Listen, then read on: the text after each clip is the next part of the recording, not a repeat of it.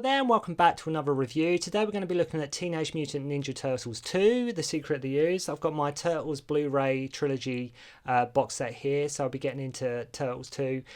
This was a film that I rented all the time back in the day, back in the early 90s, and I absolutely loved it. Absolutely ate this film up when I first saw it. Turtles 1 will always be my favourite, but I still have a complete soft spot for Turtles 2, and I'll just be getting into it today and just my thoughts on the movie. So it's released back in 1991. Turtle Mania obviously was huge at this point. It was absolutely massive. Turtles were at the peak of their sort of media height. You know, Turtles were just huge. They were absolutely massive. And I just couldn't stop watching this film. I just could not stop watching it. It was sort of everything I wanted and hoped it was going to be. Obviously, there's little things missing. Obviously, we don't get Bebop and Rocksteady and little indiscrepancies like that. But that aside, when you're a kid, like 6, 7 years old, I absolutely loved it. Absolutely had such a blast with this movie. And it just, like I say, watching it again recently, it takes me back. It really does take me back to that time, watching it for the first time. I don't think it holds up as well as the first movie, but I think there's still a lot to be enjoyed with this film. I think, by and large, as a collective, I think a lot of fans view Turtles 3 as the worst part of the trilogy. I think that's generally what everybody considers to be the worst film. To me, I think they get worse as they go along. But Turtles 2, there's still moments in this that are still good. Maybe I'm looking at it in just nostalgia glasses, I don't know, but I still enjoy Turtles 2. Different director this time, directed by Michael Pressman. We get a different April. Casey doesn't return. As mentioned, Bebop and Rocksteady don't make an appearance, but it doesn't ruin the film. It doesn't get in the way of what the film is or what it's trying to be. It did, like I say, it did have a few things missing. Not to mention the much lighter comedic tone, but at the time I ate it up. This is when the Turtles started to get a bit more zany and a bit more goofy. That was still in the first film. But here it's just turned up a little bit more. It's not as bad as sort of the Turtles 3 Next Mutation type of zany comedy, goofy type of thing. But here it's just switching gears a little bit. It's going from less gritty, less dark, much more into the sort of comedic, sort of, just for kids kind of thing. It isn't as classic as the first film, but it still has its moments. Like Corey Feldman didn't return for this one as Donnie. Ernie Reyes Jr. I think it's Ernie Reyes Jr., who was sort of Donnie's double in the first film. He plays pizza delivery guy Keno in this film. He was also in a film called Surf Ninjas. But yeah, we're just getting into this today. And like I mentioned, we all know that Bebop and Rocksteady didn't turn up. And I think that was largely due to Eastman and Laird having a problem with them appearing in the movie. I'm not quite sure why. Maybe people out there might know why Bebop and Rocksteady weren't allowed. Or they didn't want them in the film, but we get Turco and Razor instead, which since this film they've gone on to become fan favourites as well. They've since gone on to sort of get a whole fan base in their own right because they're, like I say, this film's so old now. They're still like sort of some, Turco and Razor are fan favourites in much the same way, sort of. Not maybe as classic as Bebop and Rocksteady, but they still have sort of their following in terms of the Turtles sort of mythos and the characters. I think the film would have benefited hugely from having Bebop and Rocksteady in it. And this was something that was particularly a problem with Turtles 3. The idea there wasn't any familiar villains. There wasn't. They have all these characters from the Turtles cartoon and comic and everything like that, but they chose to, like Turtles 3, there's no familiar characters at all. I will obviously get round, unfortunately, reviewing Turtles 3 at some point, but I think it's generally considered that Turtles 3 is the worst, because they gradually just get a bit more zany, a bit more goofy, as I say, as they go on. We have David Warner here in this film, who a lot of you will remember from films like The Omen and Tron. Great actor. Again, like the first film, there's just 90s culture all over this. It's just 90s. So let's say we get Turtles, we get Vanilla Ice. There's even like a Bart Simpson mug at some point. It's just very much rooted in that 90s time, that early 90s time. Very much of what the early 90s culture was about. The turtles in this do clown around a little bit more. They're a lot more goofy, as I mentioned, but the basic trace elements of their personalities are pretty much the same and intact, even if it does lose some of that dark, gritty realism that was evident in the first film. The weapons in this film as well are downplayed. There's not so much as weapon combat. It's usually the turtles using props or things that are to hand in the fight sequences, which is, okay, I understand they got to tone it down for the kids, but it's always been, I would always love like the Hollywood or the powers that be to make a Turtles movie that is very much gritty and is like a dark, gritty, like sort of martial arts thriller, taking some of the Turtles lore and just doing it right. I know some of the lore changes depending on who, comic books and cartoons and things like that, but just taking the basic elements of what the Turtles lore is and just the background and the characters and some of the story arcs that have happened and just making a proper, like I say, martial arts thriller, action thriller with the Turtles would be amazing. I would absolutely love to see that because the Turtles have been, I understand they're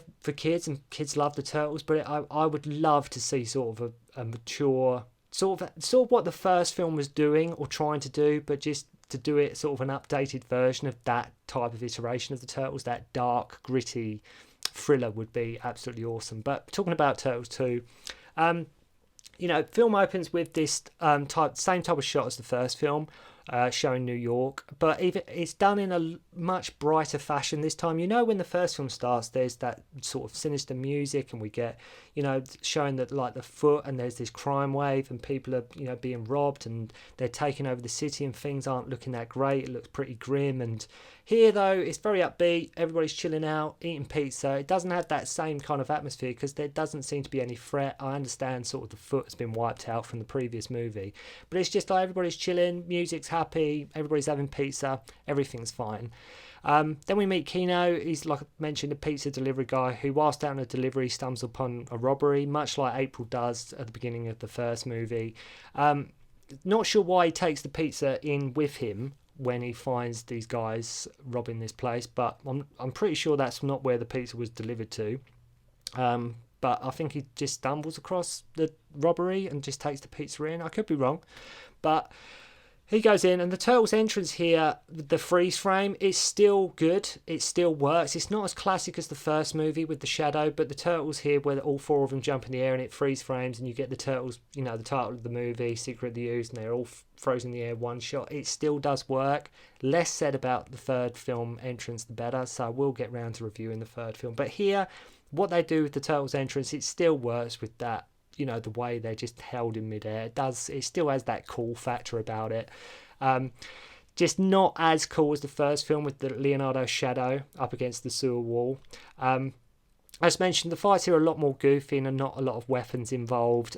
What I love as well is they bring Donnie forward a lot more. They bring Donnie forward, who is my favourite turtle, by the way. I love that Donnie gets quite a few lines in. Donnie is very much gets just as much his role, if not more so, than some of the other turtles.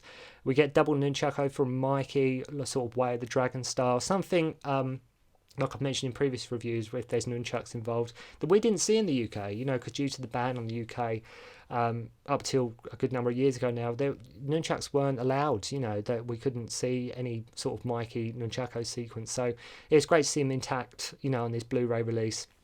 There's even a wonderful touch that I like of sort of April picking up the Turtles things and their belongings around her apartment. Like she'll pick up a book and she'll go, Leonardo. Then she'll pick up some weights and she'll go, Raphael. Just getting the characters across to the Turtles, which are very much still there. The character traits are still there. They're just a bit more, as mentioned, just going on the goofy comedy side. They are living at April's. We still get Raph and Leo bickering, like, Raph taking the Mickey out of the way. Leo says yes, Master Splinter, because he's such a goody two shoes. Same traits here and there. They're just a bit more comedy. I will say, in this movie, I think Splinter looks the best he does in probably all three of the movies. I think the Splinter they got in this movie is just, that is exactly how you imagine Splinter to look. He still looks good in the first film, but he still looks, and he looks good in this one too. Less said about the third one, the better. But Splinter in this movie is exactly how you would imagine Splinter to look. It's exactly how the puppet they choose and the way he looks and everything. It's the perfect movie version of Splinter. It really, and this is why I've mentioned in like other reviews in so many movies that I always prefer much more practical effects. Give me like a practical effect or a puppet anytime over CGI. It just makes it a bit more real, and it just makes it a bit more, it just looks better. It just, the overall looks better. And Splinter in this really does look good. I think he does anyway. So we find out Shredder survives the garbage truck and he wants revenge. I mean, how he survived being crushed by a garbage truck, no idea. But yeah, he wants revenge, as always, as all these evil villains do. We learn that Professor Jordan Perry, played by David Warner, he's trying to cover up this toxic waste leak working for TGRI. And this ooze that's come out, and it's making like sort of everything, like they find these big dandelions, and a spy for the Foot who is working on April's team discovers this dandelion that's grown. And this guy who's on April's team, she mentions, like, she goes, "Are you enjoying your first day?" Bearing in mind, like, Shredder only returned sort of the previous day. He must have got that internship pretty damn quick. Not to mention like interviews, checking his resume. He got on that team pretty quick. It's Shredder. I think only that morning Shredder returned, and then he's like, right, okay, get a job working for April, go undercover. Like, and he does it within the space of like an hour. But yeah, that is one quick, job application process, and really amazing stuff there. So they do have Shredder in like a purple outfit, in sort of the way, sort of how that purplish sort of look as he sort of is in the cartoon, that looks cool. Splinter keeps, and we find out Splinter's kept this ooze canister, where they come from, TGRI. And so this whole time Splinter's had this ooze canister, and you can't help but think, surely at some point in the time he's known April, he probably should have mentioned this to her, because if this company is that big, or like, people know of this company, it surely wouldn't take, a genius to figure out that that's where they come from. If he'd have just mentioned this or heard about it, because they must have been on the news and everything at some point. This company is massive, so why Splinter's not waited till now to reveal that's where we come from, I'm not sure. You think maybe if he'd have shown it, like I say, to April before, it could have been sorted and they could have got their answers a lot quicker, because the company TGRI has obviously been there for a while. But anyway, that's just a little thing you pick up when you watch this film recently. You think, does that make any sense? I'm not sure. So the Foot go there too, and 1 second later, Perry's like sort of disposing of all this, this ooze that he wants to get rid of. He's sort of like getting rid of it. Then Moss Tetson turns up with the Foot, and they get the last canister. I love when the turtles show up and there's sort of this fight breaks out, and they give the turtles time to huddle and like go into a group chat, like sort of how they're going to deal with it. But like in the rebooted version, they give Donnie the glasses, and they have to make it really obvious to anybody that's dumb out there that he's the tech one. In this film, which they do really well, all they've got to do is a simple scene when they turn up to the lab. They just have Donnie go on the computer. That's all you need to do to just show what this turtle is about. That's his character trait. He's the geeky, nerdy one. So it just annoys me. Like they have to make it so damn obvious, but just a simple scene of him just going on the computer, you understand, because they're like, what do you make of it, Donnie? Because the other three have no idea like what he's doing. That's all you need. It's just a simple scene like that. Don't need to give him glasses and dress him up in a lab coat to get across that he's the nerdy one. So Mustatson sort of waves the canister in front of him, and so a fight breaks out. They kidnap the Doctor. Keno finds out about April and the turtles, and I love it when Donnie's explaining to Keno about like sort of the past and what's happened, and he says, well, there was this clan of ninja thieves, and Keno says, oh, what, the Foot? And Donnie goes, oh, you've heard of them? And it's like, yeah, he probably would have heard of them. Donnie's shocked that Keno's heard of him, even though the city's just getting over a massive crime wave that was like responsible by the Foot, that was on the news, that was reported on. Everybody sort of knew about them. Donnie, for some reason, seems shocked that Keno's heard of the Foot. But yeah, whatever. So, like I say, it would have been on national news. It was a massive crime wave. But so Kino wants to join the Foot to go undercover. Turtles look for a new home. Shredder's using the Ooze to create sort of Turco and Razor. And I love it when he says to Perry, he goes, I want them. He wants like these creatures. He goes, I want them as soon as possible. And that is a prime example of a kids' movie villain. Not I want them, instantly. Not I want them in a few hours. Not I want them tomorrow. Shredder just says, I want them as soon as possible. So Jordan Perry's in no rush. He can put his feet up, have a coffee, chill out, order some takeout. Shredder just wants them as soon as possible. So, no biggie. Might as well not rush. Just gives him no deadlines whatsoever. So they think that Turco and Razor are like sort of created. They get the Ooze, they get mutated. And they think Shredder's their mum. And to me, personally, I don't think Shredder should ever have any comedy. I know this is a kid's film. I know they're going a bit zanier, a bit goofier. But I really don't think the Shredder ever should have any sort of comedic moments. I think he should be just this menacing figure that is in the shadows, that is sort of... he just needs to be the Shredder, not with that and the way he sort of gets sort of blown out the club at the end by this speaker. Little things like that shouldn't happen to the Shredder. I don't think that, I know you got the cartoon and things like that, but where this is a movie and I'm very much more loving the idea of the first one, where it is a bit more grounded, it is a bit more in the sense of like bordering on almost a thriller.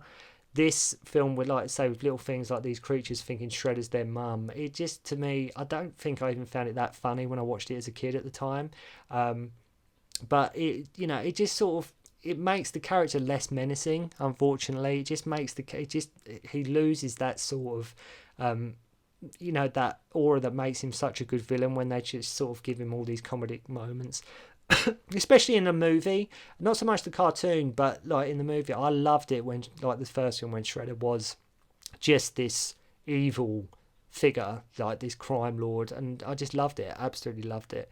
So we have we have Raph fighting the Foot on his own again, though the danger isn't obvious here due to the music and the way it's done. Like in the first one when Raph is fighting the Foot on the roof and he is really getting beaten up. He holds his own as long as he can, but he's, the music and the way it's done, you really do start to fear for him. You suddenly realise he's getting his ass kicked. In this film, when Raph is taken on the Foot of their lair, there's not really that amount of threat going on, mainly largely, as I say, due to the music, and Raph is sort of wisecracking all the way through it. It's where the first film, you actually start fearing for them, especially with regards to Splinter and Raph. Like, are they actually going to die? This film, it's always that little wink to the audience, like, don't worry, the Turtles are always going to be all right, no matter what happens. It's just, they're wisecracking throughout. They're never really sort of in any major peril. It does have one of my favourite jokes in the whole Turtles trilogy, though, is when they're sneaking in to get Raph, and they go, that was easy, too easy. That was quiet, too quiet. They go, look, it's Raph. Yeah, a little too Raph. Which to me, even now, it still makes me laugh. I found it funny then, and I still find it funny now. It's just the child in me, as I say, nostalgic. I don't know, but I still find that line hilarious. It is by far probably the best joke in all three of the Turtles movies. To me, anyway, it's just my sense of humour. So they go and rescue Raph. They get caught in this net, and like I mentioned, they're downplaying the weapons. So I'm not really sure why Leo couldn't just cut the net with his katanas, but again, whatever. And I'm the same point as well. I'm not even sure where Splinter got his bow and arrow from, but whatever. So there are a few serious tones in the film. There are a few serious moments, like with Splinter, Donnie wanting more answers, and he wanted to get find out more where they come from, things like that. But there are serious tones there, like regarding to the past, and the Turtles give the antigen to Turco and Razor, and they have a fight in the club, which I thought was awesome when I first saw it. Shredder takes the rest of the Ooze and he turns into Super Shredder, and I love just how his outfit grows as well with him, much like the Hulk does. And I love as well, we get a close-up of Leo at one point. He goes, and that's the end of the Shredder. So just to get across the audience, yeah, he's definitely dead. But yeah, the ending at the club I just thought was absolutely awesome when I first saw it. And there's not so much, the relationship between Turtles and April is pretty much downplayed here too. They don't really have a lot of scenes together. April really doesn't have much to do in the whole film. But overall, sort of just quickly, I'll say, just got through a quick review of Turtles 2 there. To me, it's not as good as the first one. It's not as classic as the first movie, but there's still moments here and there, even though it is getting a bit more comedy, a bit more zany. To me, I still have a lot of nostalgia with this film. And I still do enjoy it, but it's just, to me personally, it's just not quite as good as the first one.